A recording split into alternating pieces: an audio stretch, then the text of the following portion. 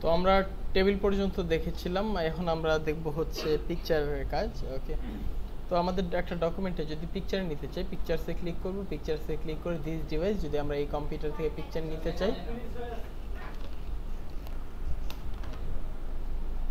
তো পিকচার নেওয়ার জন্য আমরা এখান থেকে আরেকবার একটু দেখি পিকচার্স, পিকচার্স থেকে দিস ডিভাইস, দিস ডিভাইসে এসে আমাদের যেই লোকেশনে পিকচার আছে সেই লোকেশন থেকে আমরা চাইলে পিকচার নিয়ে নিতে পারবো। সাপোজ এখান থেকে মনে করি এই পিকচারটাকে ইনসার্টে ক্লিক করে নিলাম। ওকে, চলে আসছে।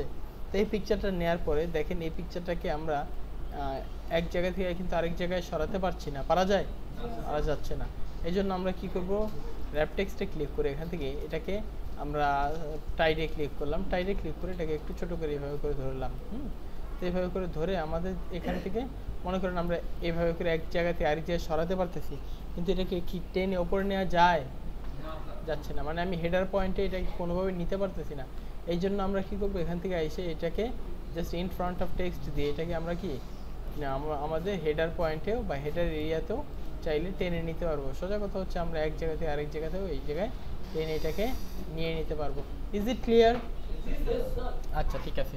তো এইভাবে করে এটা এই কাজটা করা যেতে পারে। এরপরে কি আছে, সাপোজ মনে করেন এই ছবিটাকে ধরে এখানে কি আছে পিকচার বর্ডার, পিকচার বর্ডারে এসে এখানে অনেক ধরনের বর্ডার কালার দেওয়া যায়। তো তার আগে আমাদের এখানকার কাজগুলো একটু শেষ করে আসি। তো মনে করেন এই ছবিটাকে নিলাম, ছবি নেওয়ার পরে আমাদের যদি ইচ্ছা হয় যে এই ছবিটাকে একটা নির্দিষ্ট সাইজে কাটবো, তবে সেই ক্ষেত্রে ক্রপে ক্লিক করব, ক্রপে ক্লিক করে আমাদের যতটুকু প্রয়োজন আমরা ঠিক ততটুকু এভাবে করে কেটে নিতে পারি। ওকে, কেটে গেছে। কীভাবে কাটলাম, এখানে এসে ক্রপে একটা ক্লিক করে আমরা আমাদের যতটুকু প্রয়োজন ততটুকু রেখে কেটে দিতে পারবো, রাইট? তো এইভাবে করেও কাটা যেতে পারে। অথবা এই ক্রপে এসে আমরা এখান থেকে কী করতে পারবো, ক্রপ টু শেপে ক্লিক করে এখানে অনেক ধরনের শেপ আছে, মানে শেপের মতো করেও কী করা যাবে, এটাকে কাটা যাবে। ওকে, ক্রপ টু শেপ, এই জায়গায় যেই শেপ অনুসারে কাটতে চাই তেমন শেপ অনুপাতেও আমরা কী করতে পারবো, আমাদের ছবিটাকে কাটতে পারবো। আমি কন্ট্রোল জেড প্রেস করে আবার এই লেখাগুলো, দুঃখিত, আমরা এই ছবির যে অংশগুলো আছে এগুলো ফিরিয়ে আনতে পারতেছি। ওকে, তো এটাকে সিলেকশন করে এখানে এসে আমরা ফিল হিসেবেও এটাকে কাটতে পারবো, আবার হচ্ছে ফিট হিসাবেও কাটতে পারবো। যাই হোক, আমাদের এখানে অনেক ধরনের কাটার বিষয় দিয়ে আছে। আর যদি কোনো নির্দিষ্ট সাইজে কাটতে হয় আমরা এখান থেকে এসে মনে করেন 2x2, হ্যাঁ 2x2 এরকম একটা সাইজে যদি কাটতে চাই, এটা কি থাকে? থাকে না। কিন্তু 2 ইঞ্চি বা 2 ইঞ্চি সাইজে যদি আমাদের কাটতে হয় কী করতে হবে, জাস্ট এই জায়গাটা ক্লিক করে এইখানে লেআউট নামক একটা অপশন আসছে, এই লেআউটে এসে লক অ্যাসপেক্ট রেশিও এটাকে আনচেক করে দিতে হবে, relative to original picture size এটাকেও আনচেক করে দিতে হবে। মানে আমরা আমাদের নিজেদের মতো করে কোনো সাইজ দিতে চাইলে এই দুইটাকে আনচেক করে যেই সাইজটা দিতে চাই ঠিক সেই সাইজটা দিয়ে ওকে প্রেস করে দিলেই এই ছবিটা আমাদের ওই সাইজের হয়ে যাবে। হয়েছে? রাইট? তো এইভাবে করে আমরা আমাদের ইচ্ছা মতো ছবির সাইজ দিয়ে দিতে পারি। তো এইটা হলো একটা। এরপর ইনসার্টে এসে পিকচার, পিকচার থেকে দিস ডিভাইস, আমরা যদি আমাদের কম্পিউটার থেকে আরও অন্য কোনো ছবি নিতে চাই, মনে করেন এই ছবিটাকে নিয়ে ইনসার্টে ক্লিক করলাম, আসছে। তো এই ছবিটা চলে আসার পরে র্যাপটেক্স থেকে আবার মনে করেন এখান থেকে আমরা এটাকে সাপোজ টাইডি করলাম, টাইড করে এটাকে একটু ছোটো করি। এখন লক্ষ্য করে দেখেন এটার কাজ কি, আমরা একটু বোঝার চেষ্টা করি। মনে করেন এখানে এই জায়গায় এসে কিছু লিখলাম, এই জায়গায় এসে কিছু লিখলাম, বা এখানে আমরা এইভাবে করে না লিখে আমরা এইভাবে করে লিখি equal RAND first bracket close enter. Okay, দেখেন এই ছবিটা যেখানেই যাচ্ছে সেখানেই লেখাগুলো সরে যাচ্ছে, কিন্তু এই ছবিটা গেলে কি কোনো লেখার পরিবর্তন আসে? আসে না। কেন? কারণ হচ্ছে এটা হচ্ছে ইন ফ্রন্ট অফ টেক্সট করা, মানে এটা টেক্সটের উপরে থাকবে। ইন লাইন উইথ টেক্সট যদি দেই তাহলে সেই ক্ষেত্রে এই ছবিটা যেখানে নিব তারপরে থেকে কী হবে, আমাদের মানে লেখা শুরু থাকবে। ওকে, আবার এখানে স্কোয়ার দিলে সেক্ষেত্রে ছবির চারপাশে কী হবে, টেক্সট চলে আসবে, রাইট? এরপরে আছে হচ্ছে কি, এরপরে আছে হচ্ছে টপ অ্যান্ড বটম, এই পিকচারটা যেখানে থাকবে তার উপরে এবং নিচে টেক্সট থাকবে। এরপরে কি আছে, বিহাইন্ড টেক্সট দিলে আমাদের টেক্সটে কী হবে, টেক্সটের নিচে ছবিটা চলে যাবে, ইন ফ্রন্ট অফ দিলে ওপরে আসবে। ওকে, তো এরকমভাবে আমরা সাধারণত এই কাজগুলো করে নিতে পারি আর কি। এখানে এসে এটা আমরা টাইডে ক্লিক করে দিই। যাই হোক, এরপরে আছে হচ্ছে এই ছবিটাকে সিলেক্ট থাকা অবস্থায় আবার এখানে এসে কী করব, এই ছবিটাকে সিলেক্ট থাকা অবস্থায় আমরা জাস্ট এই ছবিটাকে সিলেক্ট করে আবার যদি এই ছবিটাকে আমরা একটা সাইজ দিতে চাই, সাপোজ এটাও 2 ইঞ্চি বাই 2 ইঞ্চি দিলাম, হ্যাঁ 2 2 বাই 2, এন্টার প্রেস করলাম, থাকে না, এটা 1.33 বাই 2 হয়ে যায়। এটাকে যদি 2 ইঞ্চি বাই 2 ইঞ্চি সাইজ দিতে চাই তবে সেই ক্ষেত্রে আবার এখানে ক্লিক করে lock aspect ratio relative to original picture size, এই দুটাকে আনচেক করে ওকে প্রেস করে দিলে তবেই এই সাইজটা হবে, যেই সাইজটা আমরা এখানে দিতে যাচ্ছি, রাইট। তো এই হইলো আমাদের দুইটা ছবি এখন একই সাইজের। তো একটা ছবিকে সিলেক্ট করে কিবোর্ড থেকে, হ্যাঁ কিবোর্ড থেকে যদি আমরা কি করি কন্ট্রোল ধরি, একটা ছবিকে সিলেকশন করে কিবোর্ড থেকে কন্ট্রোল ধরলে আরেকটা ছবিকে সিলেকশন করা যেতে পারে, ঠিক আছে। একটা ছবিকে সিলেকশন থাকা অবস্থায় কন্ট্রোল কিবোর্ড থেকে কন্ট্রোল ধরলাম, দুইটা ছবি আমাদের একসাথে সিলেকশন হইলো। এরপর গ্রুপ থেকে কি করব, গ্রুপ থেকে এই দুইটা ছবি আমাদের একসাথে সিলেকশন হয়েছে। তো এইভাবে করে আমরা সিলেকশন করে তারপরে এক স্থান থেকে অন্য জায়গায় নিয়ে যেতে পারবো, ঠিক আছে। আবার এখান থেকে এটাকে আনগ্রুপ করতে চাইলে মাউসের রাইট বাটন প্রেস করে গ্রুপ থেকে কি আছে আনগ্রুপ, যেটা আমাদের আলাদা আলাদা হয়ে গেছে, রাইট। এবার মনে করি এই একটা ছবি, এটা কি নিচে, এটাকে যদি এখানে আইসে আমরা এটাকে ব্রিং ফরওয়ার্ড, উপরে আসছে, সেন্ড ব্যাকওয়ার্ডে দিলে নিচে যাবে, ব্রিং ফরওয়ার্ড দিলে পিকচারটা উপরে আসবে, রাইট।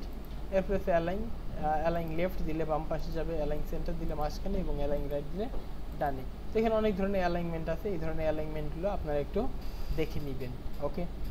এরপরে আছে পজিশন, টপ লেফট, টপে লেফট সাইডে গেছে, এখানে এসে আবার টপ সেন্টার দিলে মাঝখানে, টপ রাইট দিলে ডানে, ঠিক সেন্টার লেফট দিলে সেন্টার লেফট, সেন্টার রাইট। এইভাবে করে আমরা এই পিকচারটাকে কী করতে পারবো, মুভ করে নিয়ে নিতে পারবো। তো এই ছবিটাকে সিলেকশন করে এরপরে কি আছে পিকচার বর্ডার, এখানে অনেক ধরনের বর্ডার আছে, রাইট। তো যেমন ধরনের বর্ডার আমরা দিতে চাচ্ছি তেমন ধরনের একটা বর্ডার আমি এখানে সাপোজ অ্যাপ্লাই করে দিলাম। অ্যাপ্লাই করার পরে মনে করি এটাকে একটু মোটা করা লাগবে, এই জন্য ওয়াইডে এসে এখান থেকে এটার পুরুত্ব বাড়ানো যায়, বাড়ছে। এরপরে আবার এখানে এসে জাস্ট কি করব, মনে করেন ড্যাশ টাইপ যদি দিতে চাই, এরকম ড্যাশ টাইপ দেওয়া যায়। তো আমরা এভাবে করে পিকচার বর্ডার দিতে পারবো, ওয়াইড দিতে পারবো, ড্যাশ টাইপ দিতে পারবো, যেমনটা আমাদের পছন্দ তেমনটা একটা স্টাইলে অ্যাপ্লাই করা যেতে পারে। এরপর এখানে এসে আবার এটাকে সিম্পল করে দিলাম সলিড। এরপর আবার এখানে এসে মোর লাইন্সে আসলে নো লাইন দিলে কোনো লাইন থাকবে না, সলিড লাইন দিলে এক কালারের লাইন থাকবে, যে কালারটা দিতে চাচ্ছি তেমন একটা কালার এখানে অ্যাপ্লাই করা যায়। এরপর ট্রান্সপারেন্সি বাড়ালে এটা হালকা হয়ে যাবে, ট্রান্সপারেন্সি কমালে গাঢ় হবে, হোয়াইট বাড়লে হোয়াইটটা বাড়বে, মোটা হবে, হোয়াইট কমালে হোয়াইট কমে যাবে, পুরুত্ব কমে যাবে। স্ক্র্যাচের স্টাইল, এখানে অনেক ধরনের স্টাইল আছে আর কি। তো যাই হোক, এরপরে ড্যাশ টাইপ দিলে ড্যাশ টাইপ হয়, আর না সলিড দিলে সলিড থাকে।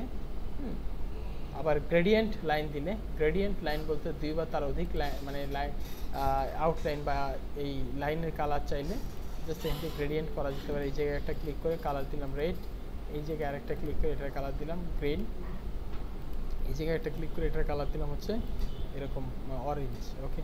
এরকম হয়েছে লাইনের কালারটা, হয়েছে না, এরকম করা যেতে পারে। আবার না চাইলে জাস্ট সিলেক্ট করে ডিলিট উঠায় দেবো, নিচের দিকে টান দিলে চলে যায়, নিচের দিকে বা উপরের দিকে টান দিলে কী হবে, এটা চলে যাবে। আবার সলিড লাইন দিলে এক কালারের লাইন থাকে। তো এই হচ্ছে মোটামুটি আমাদের পিকচার বর্ডারের এই বিষয়গুলো। এরপরে আসে হচ্ছে পিকচার বর্ডার, নো বর্ডার দিলে বর্ডার থাকে না। এরপরে আসে হচ্ছে পিকচার ইফেক্ট, পিকচার ইফেক্টে প্রিসেট, এখান থেকে অনেক ধরনের প্রিসেট দেওয়া যায়। মনে করেন এরকম একটা প্রিসেট দিলাম, এটা হয়ে যাওয়ার পর আবার প্রিসেট থেকে নানে ক্লিক করে থাকবে না। আবার এখানে আছে শ্যাডো সাধারণত তিন ধরনের, একটা হচ্ছে আউটার শ্যাডো, ইনার শ্যাডো, আর একটা হচ্ছে perspective shadow. Outer shadow no shadow করে দিলাম। এরপর যদি এগুলোর অপশনের ভেতরে যেতে চাই, শ্যাডো অপশনে এসে এগুলোর অপশনের ভেতরে আসা যায় আর কি।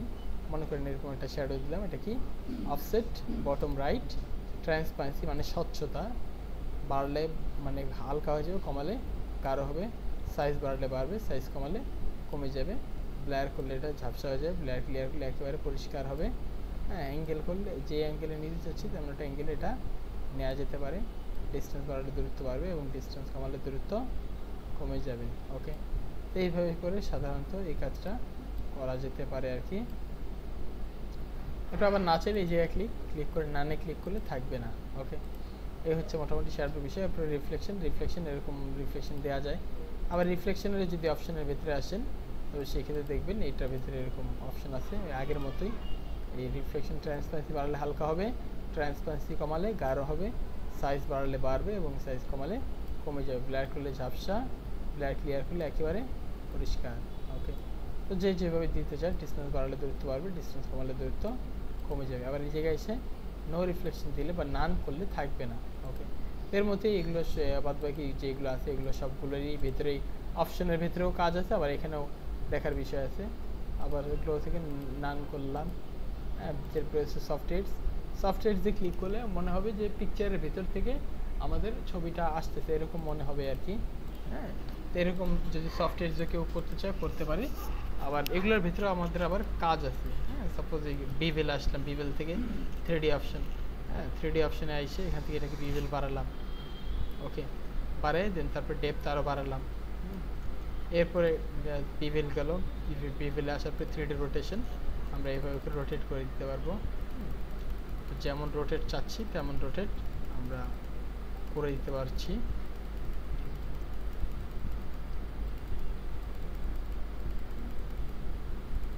ঠিক আছে, তো এইভাবে করে এই কাজটা করা যায়। আবার না চাইলে এই জায়গায় এসে নান থাকবে না। ওয়েল, তো এই ছিল হচ্ছে মোটামুটি আমাদের এটার বিষয়াদি। এখানেও আমাদের রোটেটের বিষয়াদি আছে। আবার না চাইলে এই জায়গায় এসে আমরা নাও দিতে পারি, নান করলাম। এরপরে এখানে এসে 3D রোটেশন, নান, দরকার নেই। এরপরে আছে হচ্ছে এখানে কি পিকচার লেআউট। জাস্ট এখান থেকে মনে করেন এখানে অনেক ধরনের লেআউট ডিজাইন আছে, যেই ধরনের লেআউটে দিতে চাচ্ছেন জাস্ট ওই ধরনের একটা লেআউটে ক্লিক করেন, এটা অ্যাপ্লাই হয়েছে। এখানে কিছু লেখা দিতে চাইলে এরকম টেক্সট লিখতে পারেন। আবার এই জায়গায় একটা ক্লিক করে যদি এখানে কার্সর রেখে এন্টার প্রেস করেন আরেকটা পিকচারের ঘর আসবে, কিছু লেখা যাবে। হ্যাঁ, এখানে পিকচার অ্যাড করতে চাইলে ডাবল ক্লিক করবেন। এখানে ডাবল ক্লিক করার প্রয়োজন হবে না, এই জায়গায় এসে মনে করেন এরকম একটা ছবি দিলেন। আবার এখানে এসে একটা ক্লিক করে এখানে কার্সর এন্টার প্রেস করে আবার আরেকটা ছবির ঘর আসে, কিছু লিখলেন। এরপরে এখানে ছবি দিতে চাইলে একটা ক্লিক করবেন, ফ্রম এ ফাইল, অন্য কোনো একটা ফাইল আপনি ছবি দিতে পারবেন। ওকে, মানে আপনি এখান থেকে ছবির প্লেস হোল্ডার দেওয়া আছে, এই ছবির প্লেস হোল্ডারে গিয়ে আপনি কি করতে পারবেন, ছবি অ্যাড করে নিয়ে নিতে পারবেন। ওকে, ঠিক আছে, এইভাবে করে কাজটা করে নেওয়া যায় আর কি। আমরা এই ছবিটাকে সিলেক্ট করে আবার যদি অন্য কোনো ধরনের কোনো পেজ পিকচার লেআউট দেখি, এখানে অনেক অন্য ধরনের পিকচার লেআউট আছে। এই একটা ছবি, এটার নিচে এখানে কিছু লিখতে চাইলে এখানে লিখে দিলাম, এন্টার প্রেস করলাম, এরকম আরেকটা আসছে, এই জায়গায় একটা ক্লিক করে ছবি দিলাম। আবার এখানে কিছু লিখলাম, আবার এন্টার প্রেস করলাম, আবার এই জায়গায় একটা ক্লিক, এরকম লিখে দিলাম। ঠিক আছে, তো এরকম আমরা চাইলে একাধিক পিকচারের ঘর নিতে পারি। আবার এগুলোকে একটু কালার টালার করতে চাইলে এখানে ডিজাইন আছে, ডিজাইন থেকে এখানে অনেক ধরনের কালার দেওয়ার অপশন আছে, এখান থেকে কালার দেওয়া যায়। অথবা এই এক একটাকে সিলেক্ট করে ফরম্যাট থেকে এখানে কালার অ্যাপ্লাই করা যায়। ক্লিয়ার? এই হচ্ছে মোটামুটি আমাদের এগুলোর বিষয় আর কি। ঠিক আছে, এরপর আবার মনে করি এটাকে সিলেক্ট করে এখানে কি আছে, আমাদের পিকচার স্টাইল আছে, অনেক ধরনের স্টাইল, এখানে ডিফল্ট স্টাইল দেওয়া আছে।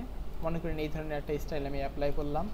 এখন তারপরে যদি মনে হয় যে না এই স্টাইলটা আমাদের দরকার নেই, এই পিকচারটা যেমন অবস্থায় আগে ছিল তেমন অবস্থায় রাখতে চাই, সেক্ষেত্রে কী করব, এখান থেকে এসে কি আছে এই জায়গায় রিসেট পিকচার, তো এই পিকচারটা যেমন ছিল তেমন হয়ে গেছে কোনো ইফেক্ট ব্যবহার করার আগে। এরপরে কি আছে, এরপরে আছে হচ্ছে আমাদের চেঞ্জ পিকচার, মানে এই পিকচারের জায়গায় অন্য কোনো কিছু দিতে চাইলে চেঞ্জ পিকচার একটা ক্লিক করে এই যে একটা ক্লিক, ফ্রম এ ফাইল, ওকে, অন্য আরেকটা পিকচার মনে করেন এখান থেকে দিয়ে দিলাম, চলে আসছে।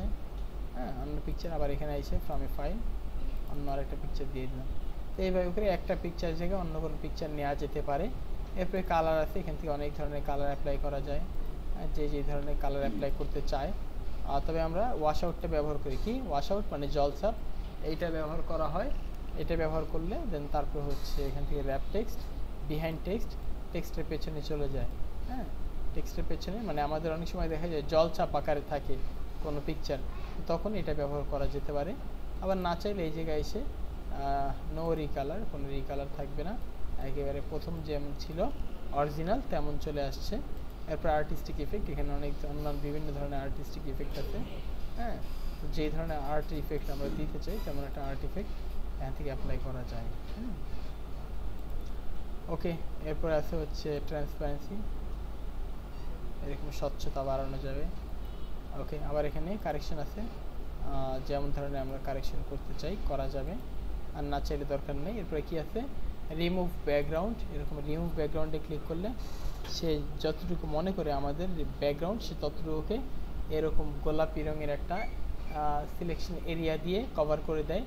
আমরা যদি মনে করি যে না বেশি সিলেকশন করে ফেলছে, ওগুলোকে মেক এরিয়া টু রিমুভ, এখান থেকে পেনটা নিয়ে এরকম করে টেনে দিতে হবে। হ্যাঁ, মেক এরিয়া টু রিমুভ, এগুলো সে অতিরিক্ত সিলেকশন করছে এরকম। আচ্ছা, এগুলো তো বাদও হচ্ছে না।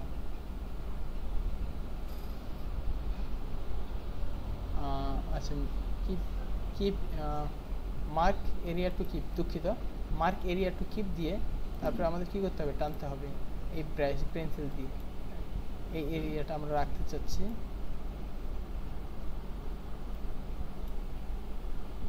ওকে, এরপরে এই যে তার জামার যে পোর্শনটা আছে এই পোর্শনটা আমরা রাখতে চাচ্ছি।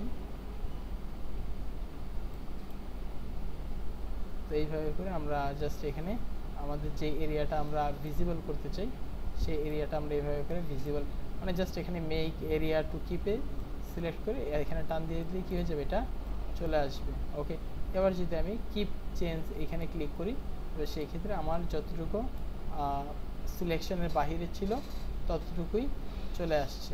ওকে, এইভাবেও করেও মানে ব্যাকগ্রাউন্ড রিমুভ করা যায়, তবে এই সিস্টেমটা আমাদের এমএস ওয়ার্ডের জন্যই প্রচলিত। এছাড়া আমরা যদি ব্যাকগ্রাউন্ড রিমুভ করতে চাই আমরা সেই ক্ষেত্রে ফটোশপ সফটওয়্যার ব্যবহার করতে পারি নাকি। এই হচ্ছে মোটামুটি বিষয়। তো যাই হোক, পিকচারের কাজগুলো আপনারা একটু প্র্যাকটিস করেন। এই ছিল হচ্ছে মূলত আমাদের পিকচারের বিস্তারিত। Thank you so much.